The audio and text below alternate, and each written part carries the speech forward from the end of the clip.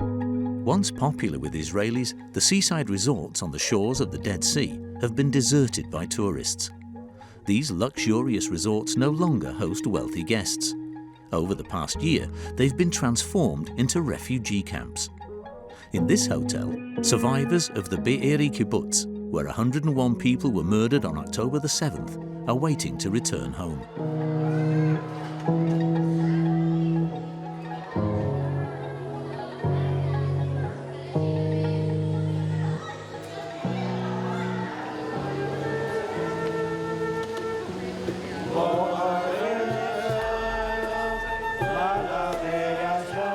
Every Friday night, they gather to celebrate Shabbat, the weekly day of rest. Bon, ça, c'est une façon de se retrouver. Et même les enfants viennent.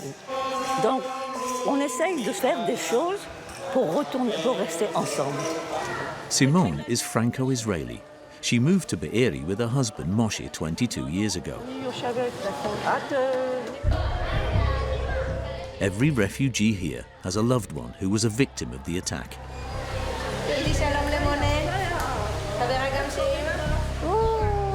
Oh là là! שלוש? לילה טוב. נמשיך לראות אותה. תודה. ביי, תודה. Elle a perdu sa mère. Ils l'ont tué sa mère. For the past year, Simone and her husband Moshe have been living in this 20 square meter room. Voilà. Ben Moshe nous a laissé la porte. Transformed into a little makeshift flat provided by the Israeli government. Ça, c'est un peu tout. C'est une cuisine, c'est une salle de bain, c'est un endroit où on met les médicaments. Il faut faire avec ce qu'on a, monsieur. The couple anxiously awaits the fate of the hostages and their eventual release.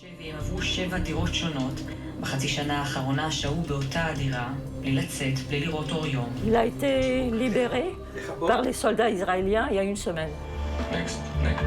Their life has been put on hold, something that Simone and Moshe hope will be temporary. Despite the trauma, the couple is starting to return home to work. 5 times a week, along with a dozen other displaced people, the couple make the 2-hour journey to Be'eri, just 4 kilometers from the Gaza Strip. The army still carries out checks on those entering the village.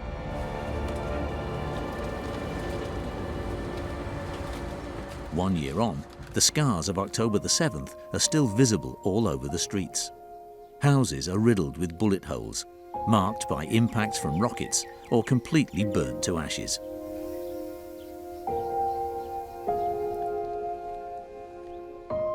Out of the 350 houses in Be'eri, 120 have been destroyed. This house belonged to a friend of Simone's who was murdered by Hamas. Il avait construit une autre maison en haut. Il était tellement fier de ce qu'il avait construit là-haut. Là, sa voisine, elle était là, mais ils l'ont tuée aussi. Mais on se connaissait tous. On each house, photos of the murdered owners. Est-ce que tu peux, toi, me donner une explication de tuer une famille entière quand on n'a rien contre cette famille? C'est pas qu'elle nous a fait quelque chose de mal ou quoi, rien. C'est tuer pour tuer. Most buildings have even become memorial sites. In the former dental clinic, everything has stayed the same since the attack. The walls bear witness to the heavy fighting that took place here. 5 people were killed by Hamas. Since then, their loved ones have come to pay their respects. This man's cousin was the nurse at the clinic. Ah, voilà. Là, c'est sa photo à elle. זה לא קשה לך? קשה, אבל חייב. Despite the horror, Be'eri is slowly coming back to life. Be'eri is what is known as a kibbutz, a village where everyone lives together as part of a community.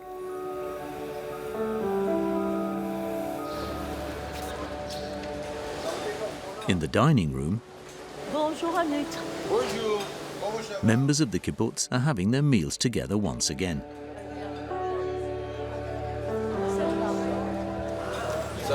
Oui, et toi? And they've started working at the printing shop again, a shop which supports the entire village.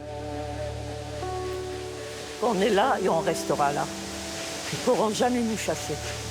Jamais. Et Moshe? These predominantly left-wing kibbutzim have always promoted peace with the Palestinians, yet peace has never seemed so far away. השביעי לאוקטובר גרם לזה שהיום אני לא מאמין בזה, זה בולשיט. זה כמו שתשים שמן במים, הם לא יכולים להתמזג, נכון? A year after October the 7th, the entire country is consumed by war. Around the Gaza Strip, some people even watch from a nearby hilltop, and everyone remembers the hostages still being held in the enclave. 101 people are still in the hands of Hamas. In Lavon, in northern Israel, a mother is desperately waiting for the return of her son, Alon.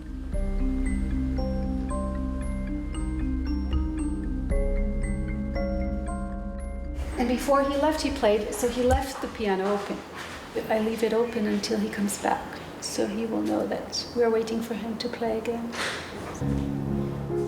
On October the 7th, Alon, the son of Edith and Corby, was celebrating at the Tribe of Nova Festival, a kilometre from Gaza, with 3,500 young people.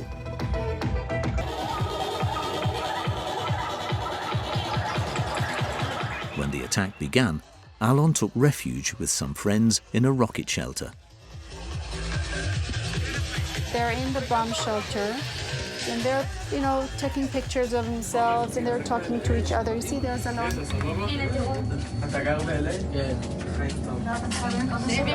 When they found out that their son had been caught in the center of the attack, they managed to reach him. מה קורה? מה איתכם? 7:57.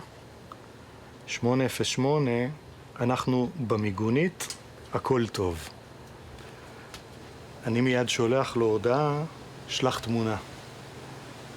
זאתי בעצם התקשורת האחרונה שלנו עם אלון באותה שבת. A few minutes later, Hamas militiamen attacked the shelter. I do that. So I say he's throwing grenades. You see that? The terrorists killed 5 festival goers and kidnapped 4, one of which was Alon.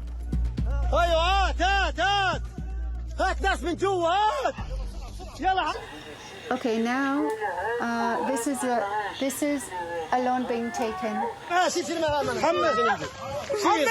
and look how they're taking him with his. See, they're putting him on the truck, and they're hitting him so he can go inside and go inside. He was not an enemy. He was an innocent civilian that went to a party and was taken from Israeli land. He was not in the army, not fighting anybody, not doing anything bad, and he was taken for just being a Jew. A year later, Edith and Corby still have no news of their child. According to Israeli intelligence sources, only half of the 101 hostages are still alive. I have no control over what's going on with Alon.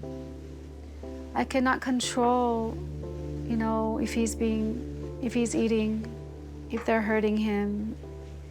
Even today, if he's seeing sunlight, for the past 9.5 months, I have no control over this. Edith and Corby are convinced that a ceasefire in Gaza is the only way to secure their son's release. Alon is not just my child. He's not just my son. He's everyone's son. Because the meaning of him coming back is the meaning that we as a nation, we as a country, all of us, are there for each other. This is the best time to release the hostages. The war is, everything they're doing in Gaza is, it's finished. There's no more. Should stop it.